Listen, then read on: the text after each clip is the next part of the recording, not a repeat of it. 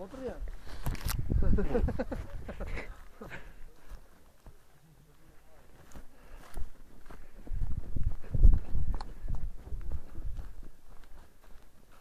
Máme houbu.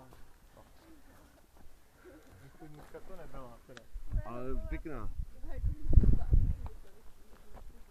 Máme houbu. Tak no to bude pěkný video na Facebooku. Ježiš, mě padají montérky.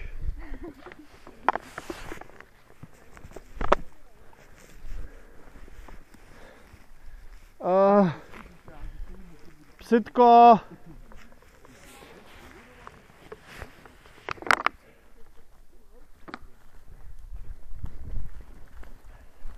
Psitka našla zvláštní houbu.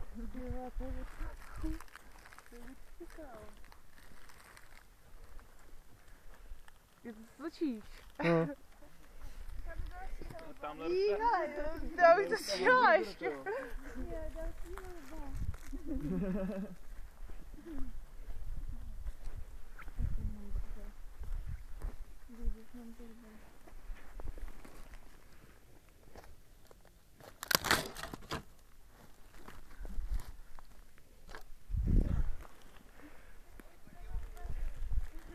My máme hub. To si děláš prdel. Co je na to?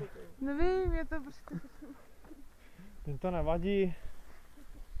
No, já myslím, že to vadí tomu lesu hlavně. Tak... Nevadí právě, ale se to vůbec nevadí. Nevadí? Ne. A tak jak já si myslím, že v lese by neměl být odpachy. Jenomže to je jenom vizuální projekce. Chápeš? Ne. Tyhle věci nemůžou les poškodit. Jo, no ale jako přijde ti to fajn, že, Jo. že jsou odpadky v lese? Tady můžeš teďka vyvízt 2 nákladní vlaky do tohoto lesa. Můžeš vyvízt 2 nákladní vlaky plný odpadků. Běžného komunálního odpadu.